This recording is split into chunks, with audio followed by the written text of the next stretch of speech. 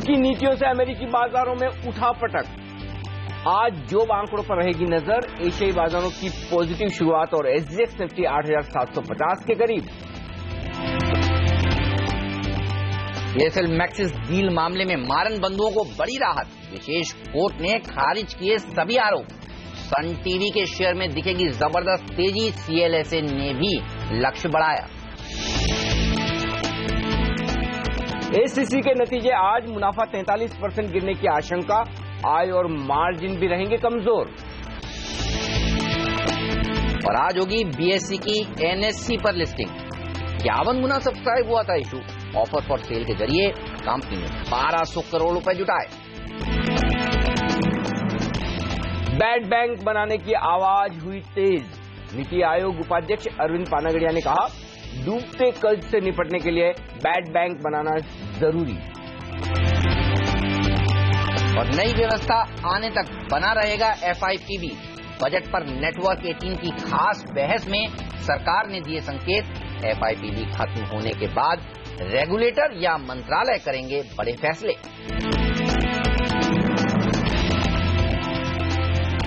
हफ्ते का आखिरी ट्रेडिंग सेशन 8,700 की तरफ पहले बढ़ेंगे या 8,700 के नीचे फिसलेंगे। मिले जुले संकेत। क्या हो आपकी ट्रेडिंग रणनीति, इस पर हमारा खास फोकस। नमस्कार, मार्केट काउंटडाउन में आप सबका स्वागत है। मैं हूं अनिल सिंह। नमस्कार, और मैं हूं हेमंत घई। और हमारे साथ जुड़ रहे हैं हमारे दो खास मेहमान, PowerMyWealth.com के फाउंडर और सीईओ संदीप वागले साहब और ट्रेड स्विफ्ट ब्रोकिंग के डायरेक्टर संदीप जैन साहब भी हमारे साथ कुछ ही देर में जुड़ने वाले हैं। लेकिन देखिए, एसजीएक्स निफ्टी मामूली सही लेकिन हरे निशान में कारोबार कर रहा है। कल जब भारतीय बाजार बंद हो रहे थे तो डाउ फ्यूचर्स में 50-60 पॉइंट की गिरावट देखने को मिल रही थी। और देखिए गिरा कितना है यूएस का मार्केट, मात्र 6 अंक। तो ज्यादा गिरावट की हमें अपेक्षा थी, उतने गिरे नहीं है। और एशियाई बाजारों पर नजर रखिए।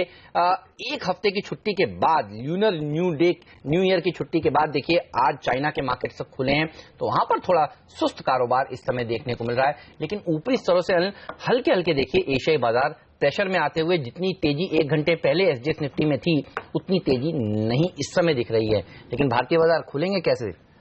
नीचे खुलने चाहिए या अगर ऊपर खुले तो वहीं पर बेच देना चाहिए। इसका मतलब ये नहीं कि मैं बहुत मंदी के मूड में हूं, लेकिन आज मूड तेजी का नहीं है, थोड़ा मूड करेक्शन का बन रहा है कि थोड़ा नीचे आए तो फिर कंफर्टेबल हो जाए। पोजीशन थोड़ी हल्की होनी जरूरी है। और इसलिए 1 घंटे पहले की जो आप बात कर रहे हैं, 7 बजे मैं यही कर रहा था फोन पर कि ऊपर इतना मिल जाए 25 पॉइंट तो बहुत ही बेहतरीन होगा बिकवाली करने के लिए आज से। लेकिन शायद मिले नहीं। लेकिन मिले तो बिकवाली करनी चाहिए। 8,750 या इसके ऊपर बिकवाली का मौका एक बढ़िया बनेगा। जहां तक आज के संकेतों का सवाल है, ग्लोबल संकेत आपके लिए न्यूट्रल से हैं, एफआईएस के संकेत नेगेटिव है, घरेलू फंड्स के संकेत भी न्यूट्रल से हैं, एफएनओ संकेत पॉजिटिव है और टेक्निकल और सेंटीमेंट तो पॉजिटिव है, इसमें कोई डाउट नहीं। लेकिन 8,650 8,800 ये निफ्टी की तुरंत वाली ट्रेडिंग रेंज दिख रही, बल्कि तुरंत वाली ट्रेडिंग रेंज तो 8,650 8,750 भी मानकर चल सकते हैं। अब आज हफ्ते का आखिरी दिन है और मेरी नजर ओपनिंग के बजाय क्लोजिंग पर ज्यादा है। 2 लेवल 8,650 के ऊपर आप बंद हो रहे हैं तब तक घबराने की जरूरत नहीं है। आप तेजी के मूड में रहें, कोई दिक्कत नहीं। 8,700 के ऊपर बंद हो तो और तेजी बढ़ाकर जाएं अगले हफ्ते के लिए, ये ज्यादा अच्छा होगा। भले मतलब हम 30-35 मिनट नीचे भी बंद हो जाए, लेकिन 8,700 के ऊपर बंद हो रहे हैं तब तक बिल्कुल डरने की जरूरत नहीं। अब ऊपरी स्तरों पर थोड़ा सावधान रहना है और उसकी वजह एक ही है, एफआईएस की बिकवाली के आंकड़े थोड़े से दिख रहे हैं मुझे वायदा कारोबार में, वो मैं आगे विस्तार से आपको बताऊंगा। इनके दम पर मुझे जो नजर आ रहा है वो ये एक ट्रेड दिख रहा है कि दोनों तरफ आज आपके लिए ट्रेडिंग के मौके होंगे। तो अभी तक हम लगातार जो बायोन डिप्स की बात कर रहे थे, बायोन डिप्स अभी भी है। जो ट्रेडर्स सिर्फ एक तरफा ट्रेड करते हैं, लेकिन जिन्हें दोनों तरफ ट्रेड करना आता है उनके लिए ज्यादा बेहतर मौके होंगे आज के बाजार में।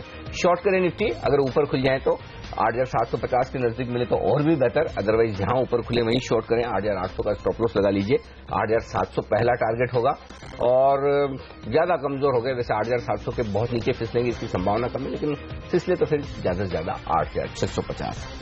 8,700 के नीचे या कल के लोज के आसपास जो कि 8,685 के थे, वहां पर खरीदारी करें। 8,650 का स्टॉप लॉस लगा लीजिए। 8,750 का आपका टारगेट बनेगा फिर से। बैंक निफ्टी की ट्रेडिंग रेंज बहुत क्लियर कट है, साफ एकदम। नीचे 19,700 19,800 बहुत मजबूत सपोर्ट है। 20,200 के पार जाने के लिए थोड़ी ताकत चाहिए, वो अभी मिसिंग है। और 20,200 लगभग 52 हफ्तों का उच्चतम स्तर है बैंक निफ्टी का, तो वहां पर थोड़ा रुकना चाहिए बैंक निफ्टी। शॉर्ट करें 20,200 के स्टॉप के साथ और 19,900 19,800 का टारगेट होगा। अगर कमजोर खुल जाए और 19,900 के आसपास पहले पहुंचे तो 100 पॉइंट की रिस्क लीजिए, 19,800 पर स्टॉप लॉस लगाकर 20,100 का टारगेट रखिए। और हेमंत फॉर ए चेंज आज मेरे सेक्टर्स के बजाय 2 स्टॉक चुने हैं तेजी की तरफ, एक सन टीवी और दूसरा BSE बॉम्बे स्टॉक एक्सचेंज, जो हम आगे विस्तार में बातचीत करेंगे। अगर सेक्टर में कहीं कोई नेगेटिविटी दिख रही है तो थोड़ा बहुत ऑटो शेयरों पर दबाव रह सकता है। बिल्कुल, तो आज लिस्टिंग है BSE की, बड़ी लिस्टिंग है, हम आपको बताएंगे खुलने के साथ साथ आज आपको इसको किस तरह से अप्रोच करना चाहिए। अच्छी तेजी होगी, फिलहाल अच्छी लिस्टिंग गेन्स होंगी। और सन टीवी तो आपको हमने बताया कुछ ही देर पहले, मारन बंधुओं को राहत मिली है, CLSA का अपग्रेड आया है, तो यहां पर तो जबरदस्त तेजी आज होना तय है। लेकिन बाय ऑन डिप्स का मार्केट है। वागले साहब हमारे साथ हैं और वागले साहब पिछले कई दिनों से कह रहे हैं कि तेजी करनी चाहिए, उसी में पैसा बनेगा। सर गुड मॉर्निंग, बताइए आज कौन से लेवल पर नजर है? वो आपका 9,000 वाला लेवल तो अभी थोड़ा समय लेगा आने में, लेकिन आज कैसे ट्रेड करेंगे? Good morning Hemant, good morning sir.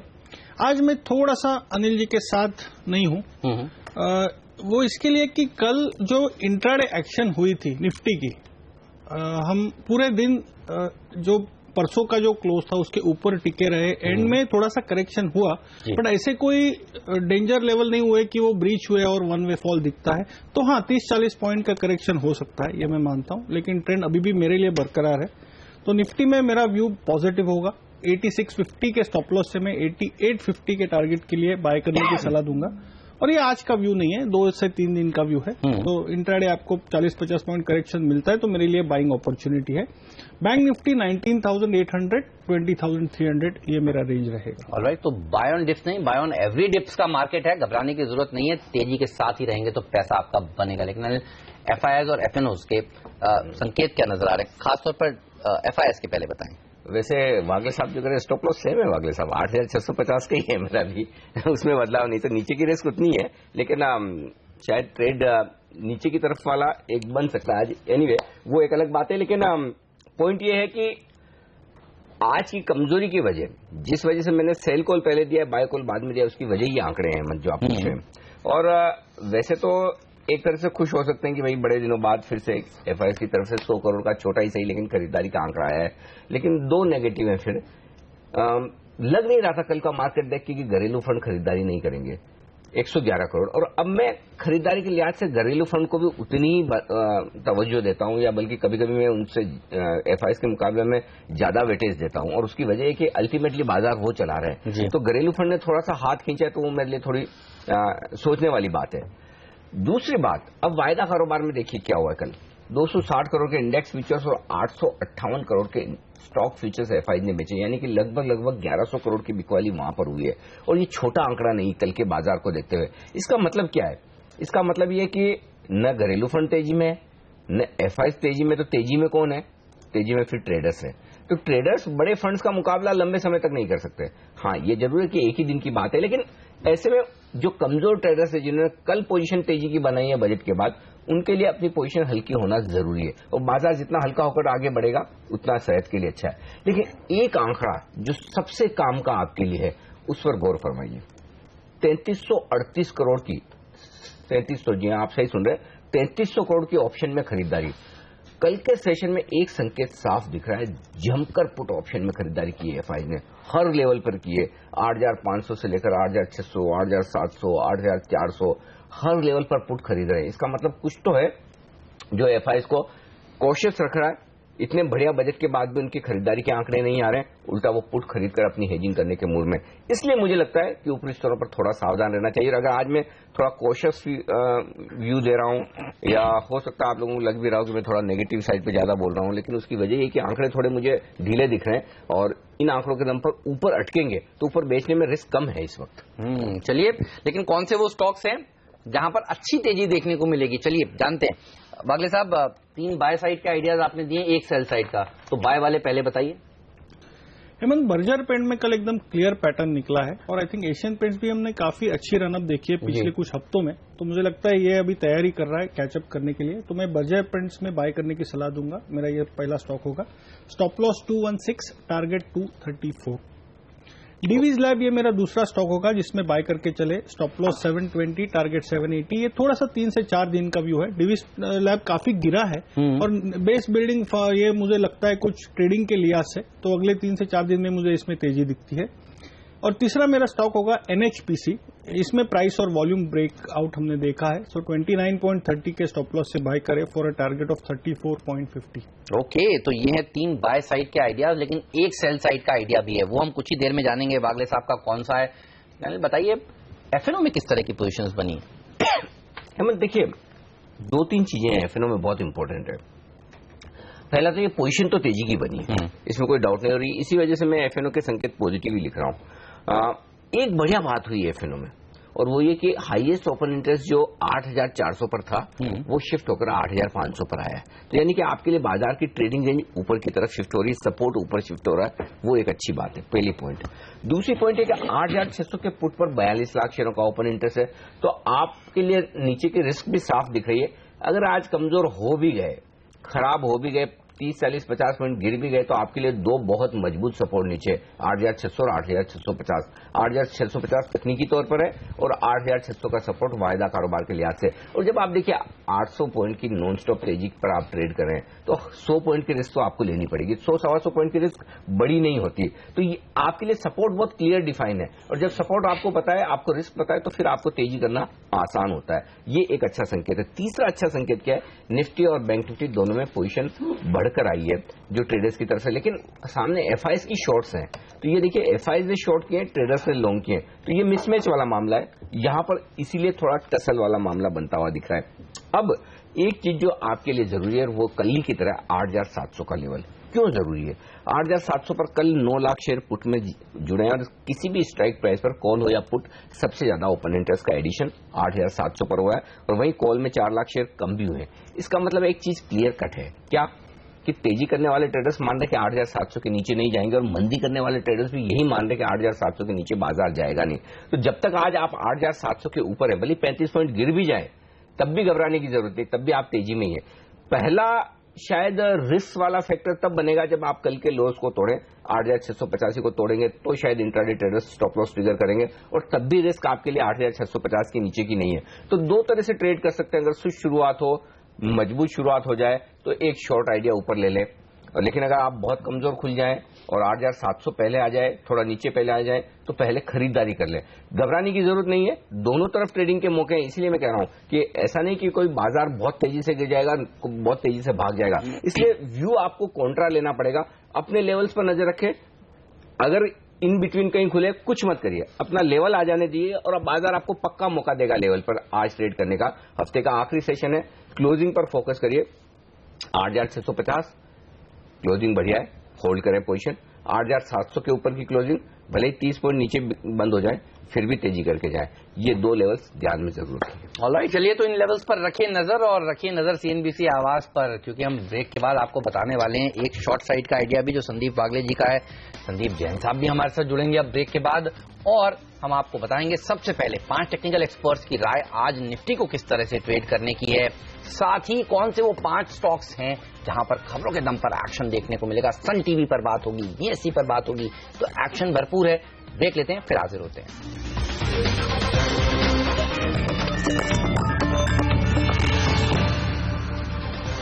स्वागत है आप सभी का सीएनबीसी आवाज पर। हफ्ते का आखिरी ट्रेडिंग सेशन है, और आज आपको निफ्टी को किस तरह से अप्रोच करना चाहिए। जी हाँ, हमने यही सवाल पूछा अपने 5 टेक्निकल एक्सपर्ट से, और राय आपके सामने।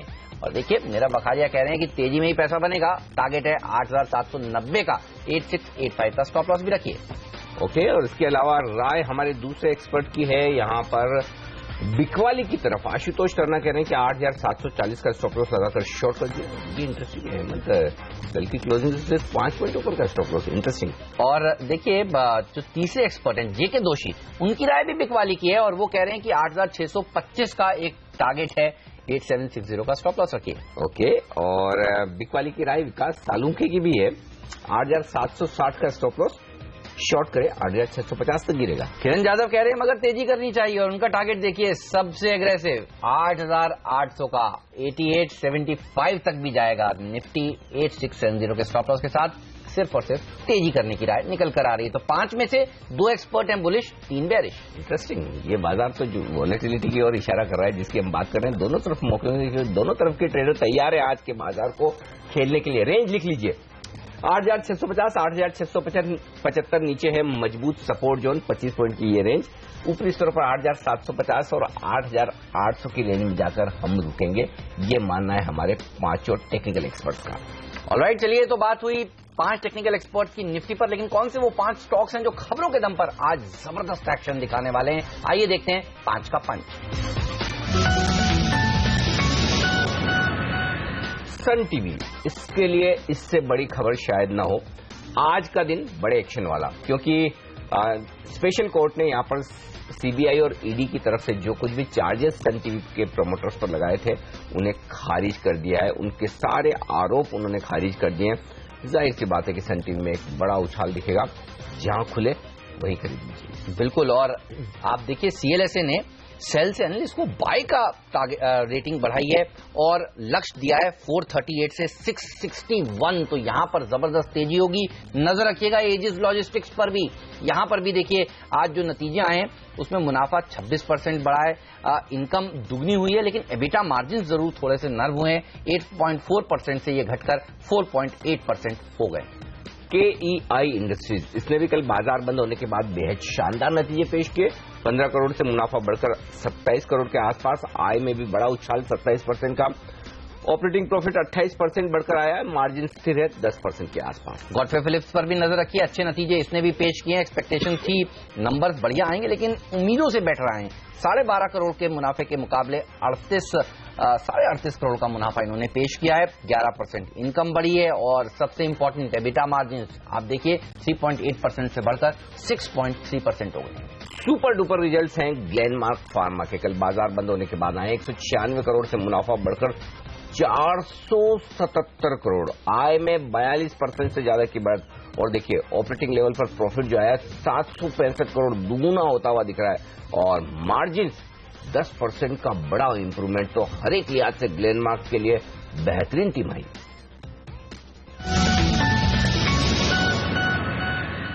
ओके, और बाजार में आज का एक्शन क्या रहेगा ये बताने के लिए अब हमारे साथ संदीप वागले साहब तो हैं, और एक और संदीप जी शामिल हो गए जयपुर से, संदीप जैन साहब। जैन साहब स्वागत है आपका भी। सीधा आप तो शेयर ही बताइए सर, कौन कौन से आपको पसंद है वो? देखिए स्टॉक स्पेसिफिक अप्रोच तो सर्टेनली रहना ही चाहिए इस मार्केट में। और आफ्टर बजट कुछ स्टॉक्स ऐसे हैं, कुछ सेक्टर्स ऐसे हैं जो बहुत बड़े बेनिफिशियरीज हैं। मार्केट भले ही चले या नहीं चले, मार्केट हो सकता है कि एक बार 8750 8800 के बीच में कहीं अटके भी, बट ओवरऑल स्टॉक्स बहुत सारे हैं, लिस्ट बड़ी है।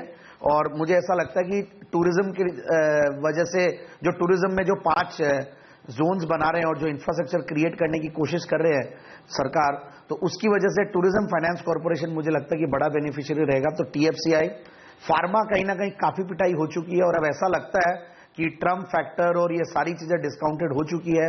कल ग्लेनमार्क फार्मा के रिजल्ट्स अच्छे थे और अब मुझे ऐसा लगता है कि बॉटमिंग आउट प्रोसेस है। तो सन फार्मा और डिवीज लैब, ये दो पे भी ध्यान दिया जा सकता है। डिवीज लैब एक लग रहा है कि शॉर्ट कवरिंग आएगी, बहुत बड़ा क्रैक आया और उसके बाद अब ऐसा लगने लगा है कि वहां पे 705-10 मुझे ध्यान है, मैं आपके शो में ही कहीं ना कहीं बॉटमिंग आउट का बताया था और मुझे ऐसा लग रहा है यहां से एक शार्प रैली आनी चाहिए स्टॉक में। फिर सिंटेक्स ऐसा लगता है कि पूरे लिस्ट में काफी अच्छा एक स्टॉक चल सकता है। तो सिंटेक्स ये स्टॉक अच्छा चल सकता है, ठीक बात है, यहां पर नजर रखिएगा। और संदीप बागले साहब और संदीप जैन साहब का नाम तो कॉमन है ही, देखिए शेयर भी कॉमन है, डिवीज, ये दोनों को पसंद है। इस शेयर में भी अच्छी तेजी देखने को मिलेगी, लेकिन एसीसी के नतीजे आ जाए और नतीजों से पहले बागले साहब आप कह रहे हैं बेचना चाहिए। चार्ट्स में थोड़ा सा हल्का सा ट्रेडिंग डाउनसाइड के संकेत है हमें, तो उस हिसाब से मेरा long term view obviously positive है, लेकिन थोड़ा सा करेक्टिव मूव दिखता है, इसके लिए मैंने सेल दिया है। 1452 के स्टॉप लॉस से बेचे फॉर अ टारगेट ऑफ 1377। 3 से 4% डाउनसाइड हो सकता है। ओके, बेचने की राय है नतीजों से पहले एसीसी में। चलिए वक्त एक ब्रेक का, और इस ब्रेक के बाद लौटेंगे, हम बात करेंगे उन तमाम शेयरों पर जहां पर आज एक्शन रहने वाला है। नतीजों के लिहाज से, खबरों के लिहाज से सन की भी बड़ा एक्शन वाला स्टॉक हो सकता है। एफआईएस की बहुत सारी इंटरेस्टिंग रिपोर्ट्स भी आई हैं, वो रिपोर्ट्स भी बताएंगे। और आज बीएसई की लिस्टिंग होने वाली है, लिस्टिंग कितनी दमदार होगी वो सब आपके लिए होगा। जैकपॉट भी है आज तो। हफ्ते का आखिरी दिन आपके लिए कमाई वाला मामला है। चलिए ब्रेक लेते हैं, ब्रेक के बाद जल्द लौटेंगे।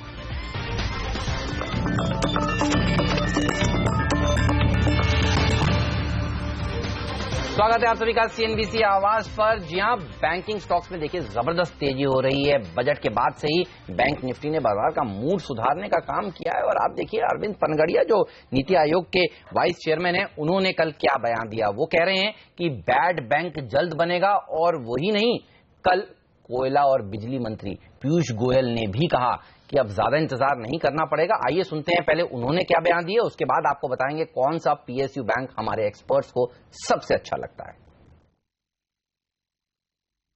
Question was asked of Larry Summers, whether India should do it or not and should it wait. And he said that there was not a single case around the world when people did this and then looked back and said that, oh gee, we did it too early. Okay. So you're saying we should have done it yesterday? So we should certainly do it tomorrow. We should certainly do it tomorrow. The question is, are we doing it tomorrow or not, Mr. Panagaria? So the idea is very much on the table, but I think there is still a need to think through exactly in what form one does it. This government is very open to ideas, very sensitive to what would be a better way rather than imposing what we think is best. Okay. And I think once this public debate comes up with the most robust solution to this problem. Is there a timeline, sir? ASAP. ASAP. So a discussion on para ASAP. Should be held ASAP. Para public sector asset rehabilitation agency, नाम थोड़ा सा कठिन है लेकिन अगर सरल, para ही ठीक है। अगर सरल शब्दों में कहें तो बैड बैंक, यानी सारे बैंकों का जो NP है वो एक बैंक में डाल दिया जाए, इसे कहेंगे स्वच्छ PSU बैंक अभियान। इसमें दो चीजें हैं। वैसे तो बात सिंपल है कि एक जगह की गंदगी आप दूसरी जगह डाल रहे हैं तो उसमें कुछ बदलता नहीं है, लेकिन बदलता क्या है और जो वाकई में बदलता है वो ये कि सबसे बड़ी बात, एक इन्वेस्टर को जो किसी बैंक का शेयर खरीदता है उसको फिर ये समझ में आता है कि इस बैंक की वाकई में असली बुक वैल्यू क्या है। ठीक बात है। तो अगर मुझे कोई सरकारी बैंक का शेयर खरीदना है, तो कोई फंड मैनेजर होगा तो उसको तो पता चल जाएगा, बैंक के मैनेजमेंट से बात करेगा। अच्छा, उसको तो ये भी पता होगा टॉप 10 इनके बोरोअर्स कौन है, डिफॉल्टर्स कौन से। ठीक बात है। एक आम आदमी को तो पता नहीं चलता। तो फिर जो आपके सामने जो डेटा होंगे वो आपको मालूम ये ओरिजिनल है। सही बात है। उसके बाद आपको पता है कि मुझे बैंक ऑफ बड़ौदा खरीदना है, PNB खरीदना है, देना बैंक खरीदना है, IOB खरीदना है, SBI खरीदना है। तो ये आइडिया एक तरह से एज ए शेयर होल्डर आपके लिए अच्छा है। दूसरा ये ना, दोनों कामों में डिफरेंस है। एक तो ये कि आपको बैंकिंग ऑपरेशन कराने और एक दूसरा उगाही करनी है। ठीक बात है। उगाही करना हर किसी के बस की बात नहीं। उधार लेना उधार देना अलग बात है, उगाही करने वाले लोग अलग होते हैं। उगाही करने वाले लोग अलग होते हैं। तो ये बैड बैंक का काम उगाही करने का रहेगा और साथ ही वो एसेट्स को किस तरह से मैनेज कराया जाए, तो ये बढ़िया है। एक सही स्पेशलाइज्ड बैंक उस तरह का बन जाए तो ये आइडिया बहुत बढ़िया है। Bad bank is a good idea. बहुत बढ़िया आइडिया है। और आप देखिए लोग जो हैं, जब लोगों को PSU बैंक्स देखना होता है ना, तो वो नतीजों में मुनाफा है के बदले देखते हैं एसेट क्वालिटी कैसी रही। इसका एक सटीक उदाहरण आपको दिखाता हूं। विजया बैंक, देखिए कल नंबर्स आए, एसेट क्वालिटी में सुधार देखने को मिला और क्या हुआ, 20% का अपर सर्किट देखिए नतीजों के आते ही लग गया। लोगों को चाहिए बैंक्स, लेकिन क्लैरिटी आने पर, और अगर ये क्लैरिटी आ गई ना तो PSU बैंक्स में जबरदस्त तेजी होगी। जैसा लोगों ने सोचा नहीं था वैसी तेजी होगी। वैसे भी बैंक शेयर ही देखिए बाजार का मूड सुधार रहे हैं। तो बड़ा सवाल यही कि कौन सा PSU बैंक अच्छा लग रहा है इस समय, चार्ट्स पर भी और फंडामेंटली भी। सर पहले चार्ट्स पर बताइए क्या खरीदेंगे आप। हेमंत, मैंने bank of Baroda I think 2 या 3 दिन पहले 167 168 लेवल्स पे रिकमेंड किया है और मैं अभी भी 178 है, 10 रुपए ऊपर है। मेरा इसमें 210 215 का व्यू है कुछ हफ्तों से, obviously not for a day और टू। तो मैं इसी को रिकमेंड करूंगा। जब तक ये 165 के ऊपर रहता है कोई भी करेक्शन पे ये स्टॉक मुझे लगता है आउट परफॉर्म करेगा। 210 215 कुछ 1 या 2 हफ्ते का टारगेट होगा। अच्छा जैन साहब, आपको क्या पसंद है? अरविंद पनगड़िया साहब ने ये भी कहा है कि PSUs का जो प्राइवेटाइजेशन है वो पहली तिमाही से शुरू होगा और चर्चा ये भी चल रही है कि अब मर्जर्स भी शुरू होंगे। देखिए, तो PSU बैंक्स तो फोकस में रहने वाले हैं और हम तो बजट शुरू होने से पहले ही कह रहे थे कि PSU बैंक्स खरीद लीजिए। आपको सबसे अच्छा कौन सा लगता है? बिल्कुल सही कह रहे हैं। देखिए, PSU बैंक्स को लेकर चिंतित तो थी सरकार और बैड बैंक। इनफैक्ट मुझे ध्यान है मन की बात में पीएम साहब ने काफी महीनों पहले जिक्र किया था और इनफैक्ट अब कहीं ना कहीं अब शेप देने वाले हैं, तो उसका बेनिफिशियरी इनफैक्ट ये जो छोटे पीएसयू बैंक है वो ज्यादा होंगे। और मुझे ऐसा लगता है कल जैसे विजया बैंक ने एक एनपीए में सुधार की वजह से जो एक रिजल्ट अच्छा दिखा और एक साथ सर्किट मारा, वैसे ही लगता है कि देना बैंक है, बैंक ऑफ इंडिया है, इंडियन बैंक है, ये सारे स्टॉक्स कहीं ना कहीं अच्छे लग रहे हैं। और कंसोलिडेशन और जो सरकार दूसरे सेक्टर्स में भी देख रही है वैसे इस सेक्टर में भी करेगी। एक आईडीबीआई बैंक है जो काफी चल चुका है, रिस्क रिवॉर्ड रेशियोज थोड़े फेवरेबल कम है, बट सर्टेनली ध्यान देना चाहिए। और ऐसा लगता है साउथ इंडियन बैंक जो कि पीएसयू रिलेटेड नहीं है बट यस मेरी लिस्ट में है तो मैंने उसका भी जिक्र कर दिया। तो ये है राय आपके लिए। और यही बात है कि हम बजट के दिन सुबह यही कह रहे थे कि देखिए तेजी होगी तो बैंक निफ्टी से होगी, बिल्कुल खरीदें, बैंक निफ्टी खरीदें। और बैंक निफ्टी ने ही लीड किया बाजार की तेजी को। और ये एक और पॉजिटिव खबर है जो बैंक निफ्टी को 20,200 या उसके पार ले जाने की ताकत रखती है, तो इस पर जरूर आज नजर रखिएगा। इस बीच HSIL के नतीजे फ्लैश होते हुए दिख रहे हैं। हिंदुस्तान सैनिटरी वेयर जिसे आप पहले इस नाम से जानते थे, घाटा बढ़ा है, नहीं इलेक्ट्रिक स्टील के लिए तो सॉरी। तो HSIL के नतीजे हम आपको थोड़ी देर में फिर से बताएंगे। ये नतीजे आपकी स्क्रीन पर। चलिए अब बता दें आपको किन शेयरों पर आज ब्रोकरेज हाउस रिपोर्ट लेकर आए। और आज तो बड़ी इंटरेस्टिंग रिपोर्ट है। और इंटरेस्टिंग एक बात और भी है, आज नीति की जगह वरुण दुबे लाए ये सारी रिपोर्ट्स। वरुण, सबसे बढ़िया वाली रिपोर्ट पहले बताइए।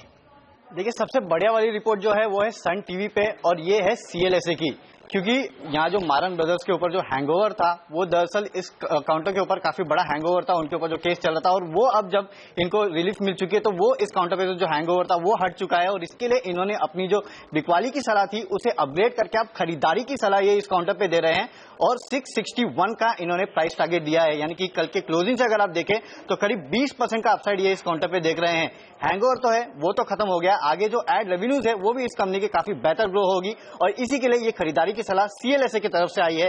वहीं सन टीवी पे ICICI सिक्योरिटीज ने भी दरअसल खरीदारी की सलाह बरकरार रखी है, लेकिन अपना जो प्राइस टारगेट है उसे बढ़ा दिया है और 750 रुपए का प्राइस टारगेट दिया है, यानी कि 36% का upside ICICI securities Sun TV के काउंटर पे देख रहा है। तो ये काउंटर है जो आज ब्रोकरेज हाउस के रडार पे है। इसके अलावा ग्लेनमार्क फार्मा इस कंपनी के रिजल्ट्स आए हैं, मैक्वेरी को इस कंपनी के रिजल्ट्स काफी बेहतर लगे हैं और इनका कहना है कि कंपनी के जो वैल्यूएशन थे वो काफी अट्रैक्टिव है और आउट परफॉर्मर की रेटिंग ये इस काउंटर पे दे रहे हैं और 1350 रुपए का लक्ष्य दिया है, यानी कि कल की क्लोजिंग से अगर आप देखें तो 50% का अपसाइड ये इस काउंटर पे देख रहे हैं। वही bank of America Merrill Lynch का भी कहना है कि नतीजे काफी अच्छे थे, खरीदारी की सलाह इन्हें बरकरार रखी है और 1100 रुपए के प्राइस टारगेट दिए हैं इन्होंने। तो इस सबसे आखिरी में डॉक्टर लाल पैथलैब्स, कल इस कंपनी के नतीजे आए हैं और CLSA का दरअसल यहाँ कहना है कि कंपनी के नतीजे जो है वो कुछ कमजोर थे, लेकिन इसका कारण था डिमोनेटाइजेशन, जिसके कारण वॉल्यूम ग्रोथ भी काफी कम थी। लेकिन अगले 2 से 3 महीनों में जो वॉल्यूम ग्रोथ है वो फिर से वापस आ जाएगी, हालात फिर से अच्छे हो जाएंगे और इसके लिए खरीदारी की सलाह दे रहे हैं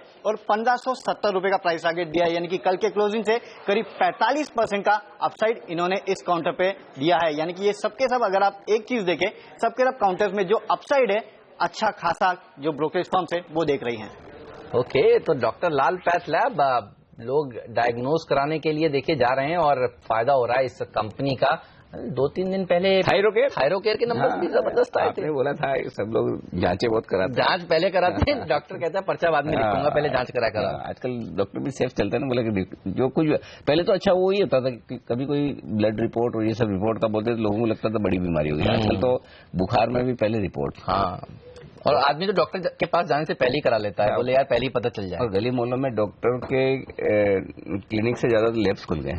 बिल्कुल, ये आपने बहुत पते की बात बताई, ऐसा ही हो रहा है। बिल्कुल। चलिए, तो ये तमाम स्टॉक्स हैं जो आज एक्शन में रहेंगे इन रिपोर्ट्स के दम पर। तो सबसे बड़ा एक्शन जहां होने वाला है उसी पर बात की जाए। सन टीवी, वागले साहब जितने लंबे चार्ट्स देख सकते हैं उतने देखिए। अच्छा, MK का टारगेट 850 रुपए का, मतलब चलिए, वरुण ने बताया सबसे दिग्गज 661 का टारगेट CLSA का, ICICI सिक्योरिटीज का 750 का, MK को क्या दिख रहा है 850 के टारगेट। बताइए सर। मुझे 700 का टारगेट दिखाई दे रहा है, 3 से 6 महीने का व्यू है। जैसे ही आज क्या बताओ सर, 3 से 6 महीने कितने सर, आज गैप से खुलेगा ऊपर, खुले दो ना, क्या दिक्कत है? तो एज ए ट्रेडर मुझे वो कंफर्ट नहीं आता है, लेकिन हाँ मैं अच्छा, मैं आपको एक बात बोलता हूँ, चलिए जहां खुले वहीं खरीद लीजिए।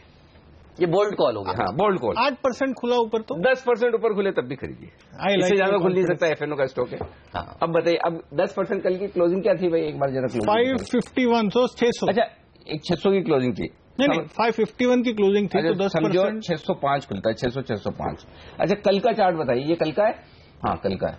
अब कल का चार्ट आप देखिए, दिन का हाई कहां बना है? 12 बजे के आसपास। आखिर के 2 घंटे का चार्ट देखिए, किसी की कोई खरीदारी नहीं है इस काउंटर पर। एक और बात बता दूं, हाँ। ये इवेंट सबको पता था, हाँ। लेकिन किसी में ताकत नहीं, हिम्मत नहीं। एग्जैक्टली हाँ। किसी ने हिम्मत नहीं करी थी इस इवेंट में ये सोचने की भी कि ये क्लीन चिट आएगी, तो जिसने भी की होगी छोटी मोटी मंदी की होगी, तेजी नहीं की होगी। और तो मैं इसलिए बोल रहा हूँ, ये एफएनओ स्टॉक है, 10% के सर्किट पे खुलता है, मतलब सर्किट लगता है, सर्किट पे खुल भी जाए, अगर सर्किट से नीचे मिले तो कोई दिक्कत की बात है ही नहीं, सर्किट पे खुले तब भी बोल्ड कॉल खरीदना चाहिए। तो अब वागले साहब बताइए, 605 खुलता है तो क्या करेंगे? मैं तो नहीं खरीदूंगा। पास है। एक काम करते हैं, राकेश बंसल जी को जोड़ते हैं दिल्ली से और के सुब्रमण्यम साहब को जोड़ते हैं और उनसे जानते हैं यही सवाल। गुड मॉर्निंग आप दोनों को। राकेश बताइए, सन टीवी कैसे अप्रोच करेंगे? गुड मॉर्निंग हेमंत जी। क्लियरली खरीदारी करनी चाहिए। जिस तरीके से अभी आप बात कर रहे थे 600 रुपए के अराउंड खुलता है, अगर ये स्टॉक हेमंत जी 600 रुपए के अराउंड भी खुलता है तो स्टॉक में एक बड़ा ब्रेकआउट देखने को मिलेगा और अधिकतर जो ब्रेकआउट्स गैप के साथ देखने को मिलते हैं वो सस्टेन करते हैं और एक नई टेरिटरी में स्टॉक एंटर करेगा। डेफिनेटली 600 रुपए के अराउंड भी स्टॉक मिलता है तो मेरा ऐसा मानना है कि खरीदना चाहिए और शुरू के 20-25 मिनट के जो लोज होंगे वो बड़े क्रूशियल होंगे और स्टॉक एक अनचार्टेड टेरिटरी में एंटर कर रहा है। डेफिनेटली बाइंग करनी चाहिए और जो टारगेट वागले साहब दे रहे हैं वो टारगेट को बड़ी बात नहीं है, पहले ही देखने को मिल जाए। अनिल, टारगेट्स तो वागले साहब के अचीव पहले ही हो जाएंगे। एक खबर पर भी नजर होनी चाहिए इससे जुड़ी हुई, और वो कि क्या सीबीआई इस ऑर्डर के अगेंस्ट में अपील करता है सुप्रीम कोर्ट में जाकर या नहीं? पक्की होगी। हाँ एग्जैक्टली। तो इसीलिए ऐसा नहीं कि अब आपको लेके भूल जाना चाहिए, ध्यान रखना चाहिए, सीएनबीसी आवाज को देखते रहना चाहिए, क्योंकि हम ही आपको सबसे पहले बताएंगे कि सीबीआई का अब पलटवार क्या होगी, पक्की होगी, लेकिन उसके बावजूद क्यों शेयर भागना चाहिए? अगर ये खतरा है तो, एक तो वैल्यूएशन है, दूसरा ये कि जिस तरह का डिसीजन आया है वो शायद मेरे को लगता है हमारे बंदों को भी एक्सपेक्टेड नहीं होगा। मतलब इतना क्लीन चिट, एकदम क्लियर कट, कहीं कोई इफ और बट नहीं, ये बहुत बड़ा सरप्राइज है। तो इससे क्या होगा, अगर सीबीआई आगे मूव भी करेगी तो केस कमजोर हो जाता है।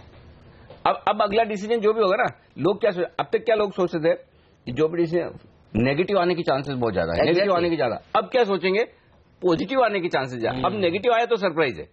तो ये बदलाव हुआ है। पी मल्टीपल पे 22 टाइम्स ये ट्रेड कर रहा है और जी एंटरटेनमेंट 42 टाइम ट्रेड कर रहा है, तो सस्ता तो था और ये बड़ी तलवार लटकी हुई थी। तो आज स्टॉक पर नजर रखिएगा, हम आपको प्री ओपनिंग सेशन में भी इससे जुड़ी हुई पल पल की जानकारी देंगे। और ब्रेक के तुरंत बाद, जी हाँ ये देखिए आपकी स्क्रीन पर चल रहा है, बीएससी की लिस्टिंग कहाँ होगी? अनिल कह रहे हैं कि बीएससी भी जहां खुलता है वहां खरीद लीजिए। तो आज बुलिश तो बहुत है लेकिन शेयरों पर ज्यादा है। चलिए, कभी कभी मौका ऐसा मिलता है और बीएससी पर हम विस्तार से बातचीत। जी हाँ बिल्कुल। और इस आईपीओ को भी देखिए लंबे समय से इंतजार था और क्या जबरदस्त सब्सक्रिप्शन हुए हैं यहाँ पर। कहां पर खुलेगा, कैसे ट्रेड करना चाहिए, इस सब पर बात ब्रेक के बाद, और सुब्रमण्यम साहब से भी जानेंगे उनका व्यू, उनके पिक्स। ये सब एक्शन होने वाला है सीएनबीसी आवाज पर, आपके अपने चैनल पर।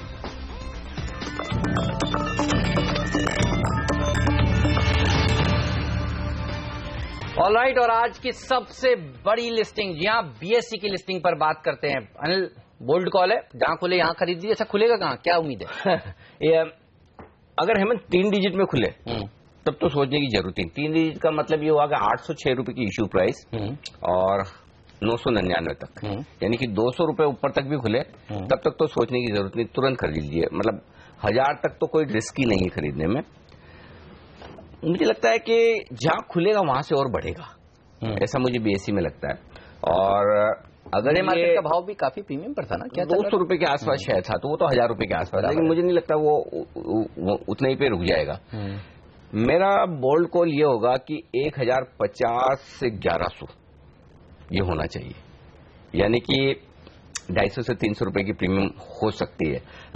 मतलब कम से कम 1025 1050 तो आसानी से 4 डिजिट में आ जाएगा, मतलब आराम से 4 डिजिट में तो खुलना ही चाहिए और उसके बाद भी बढ़ना चाहिए। तो अगर किसी को बेचना है तो फॉर्मूला अपना वही है, स्टॉप लॉस, पहले दिन का स्टॉप लॉस, जो कभी वागले साहब के चार्ट में नहीं आता, लेकिन हमारे तो हम इसी तरह से आईपीओ में लोगों को पैसा बनाने की कोशिश करते हैं। तो करना क्या है,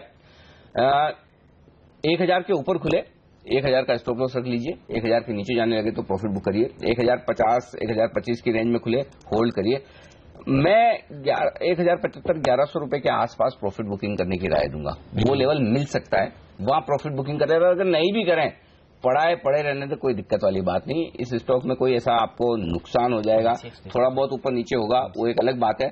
बट ये पोर्टफोलियो में रखने लायक स्टॉक है।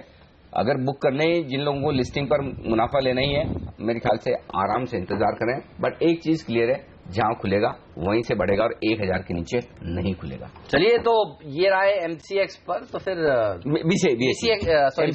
एमसीएक्स पर राय मुझे पूछनी है वागले साहब से। सर बताइए, इसका चार्ट आपको कैसा लगता है? हेमंत, मुझे याद है 1050 1060 में हमने ये स्टॉक पे सितंबर में बात की थी। वहां से आई थिंक 1400 तक जाके अभी काफी कंसोलिडेट हो रहा है और मेरे हिसाब से 1200 1150 ये सही लेवल है। हाँ, लेकिन ये अगेन ट्रेडिंग स्टॉक नहीं है। इसमें आपको लेके 3-4 महीने का व्यू लेना है। मेरा इसमें 1600 का टारगेट है, तो करंट लेवल्स पे लगभग 1190 1170 ये रेंज में खरीदने की सलाह दूंगा। 1110 1120 थोड़ा सा लंबा स्टॉप लॉस होगा और on the upside short term target will be 1350 1380। 6 से 8 महीने का टारगेट लगभग 1600 है। 6 से 8 महीने में 1600 तक जा सकता है एमसीएक्स। ये भी देखिए चल जाएगा। हाँ, बहुत बेहतरीन क्वालिटी का स्टॉक है। अगर बीएससी चलेगा तो एनएससी एमसीएक्स में भी तेजी देखने को मिलेगी। इस शेयर पर भी रखिएगा आज के दिन नजर। लेकिन और कौन से स्टॉक्स हैं जो सुब्रमण्यम साहब को पसंद है? सर बताइए, आपके टॉप ट्रेडिंग आइडियाज क्या है आज के लिए? Good morning Hemant. एक इंडेक्स की अगर हम बात करें तो आई थिंक हमने काफी एक जबरदस्त यहाँ पर बढ़त देखी है। 8750 तक हमने मार्केट को जाते हुए देखा। तो हमारा मानना है कि शायद नियर टर्म में थोड़ी बहुत एक कंसोलिडेशन देखने को मिल सकती है। तो हमारा मानना है कि शायद एक स्ट्रैंगल स्ट्रैटेजी बेच के चले, जहां पर 8800 का कॉल और 8600 का पुट बेच के चले। दोनों मिला के एक 115 रुपए का प्रीमियम हासिल हो सकता है। इसका टारगेट 75 रुपया रख रहे हैं और एक स्टॉप लॉस 140। और दूसरा बैंक निफ्टी में ये मेरा मानना है कि शायद यहाँ पर कल के जो भी अनाउंसमेंट वगैरह इसमें एक तेजी का रुख रह सकता है। तो इस यहाँ पर एक बुल स्प्रेड का सहारा ले सकते हैं। जो वीकली फ्रेश कॉन्ट्रैक्ट जो फरवरी 9 का है, वहां का 20,000 का जो कॉल स्ट्राइक का जो कॉल है वो खरीदारी करके चले 188 के आसपास बंद हुआ था। और साथ साथ 20,300 का कॉल बेच के चले, जहां पर कल 85 के आसपास बंद हुआ था। तो नेट कॉस्ट जो है 103 के आसपास आ रहा है। एक मॉडेस्ट टारगेट 180 का रख रहे हैं और स्टॉप लॉस 50। और स्टॉक स्पेसिफिक मेरा 3 कॉल है। एक एल&टी फाइनेंस, जहां पर हम लगातार एक ओपन इंटरेस्ट बढ़त और यहां पर ग्रेजुअल कंसोलिडेशन देख रहे हैं। मेरा मानना है कि शायद क्लियरली अपवर्ड ट्रेंड पे है। यहां पर 106 का टारगेट पकड़ के खरीदारी की जा सकती है, 98 का स्टॉप लॉस। दूसरा, अशोक लीलैंड में खरीदारी की जा सकती है। कल लास्ट में अच्छी खासी यहां पर बढ़त देखने को मिली थी। तो 93 का टारगेट रख के यहां पर खरीदारी की जा सकती है, स्टॉप लॉस 84। और लास्ट में अदानी एंटरप्राइजेस, यह कहीं ना कहीं बहुत ही एक तेजी का रुख ले रहा है। रोल्स में भी हमने देखे थे, इसमें अच्छी खासी रोल्स देखने को मिली थी। तो यहां पर एक 100 का टारगेट डेफिनेटली आ सकती है और एक इस पर खरीदारी की जा सकती है और 92 का स्टॉप लॉस। और एक ऑप्शन रणनीति भी है, जहां पर वही अदानी एंटरप्राइजेस का ही मैंने लिया।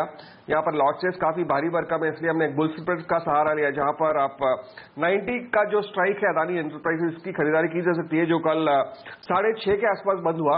लेकिन साथ साथ हमारा मानना है कि शायद एक 100 का जो स्ट्राइक है वहां का डिकॉली की जा सकती है, वो 2 रुपए के आसपास बंद हुआ था। तो नेट कॉस्ट जो है 4.5 है और टारगेट एक 8 का रख रहे हैं और एक स्टॉप लॉस 2। तो ये सब तेजी का ही रुख है। मेरा मानना है कि शायद ये सब जो काउंटर्स बताए मैं, ये सब यहाँ पर और भी बुलिश होने की पूरी संभावना है। ओके, तो ये है बेहतरीन स्टॉक्स जहां पर आज आपके लिए तेजी के मौके मिलेंगे। वायदा कारोबार में एल&टी फाइनेंस खरीदिए, अशोक लीलैंड खरीदिए, अदानी एंटरप्राइजेस खरीदिए बेहतरीन। और कॉल ऑप्शन में भी आप 90 रुपए की कॉल खरीद कर अदानी की बेच सकते हैं 100 वाली। तो आपको दोनों तरफ मौके, ऊपर कॉस्ट भी आपकी हो जाएगी कम। राकेश बंसल भी हमारे साथ है और मैं लेना चाहूंगा उनकी भी टॉप ट्रेडिंग पिक्स, लेकिन इस ब्रेक के बाद।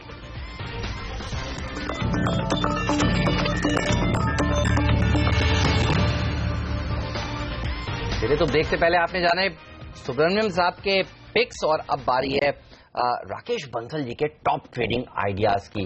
बंसल साहब बताइए, आप कहां पर सबसे ज्यादा बुलिश हैं?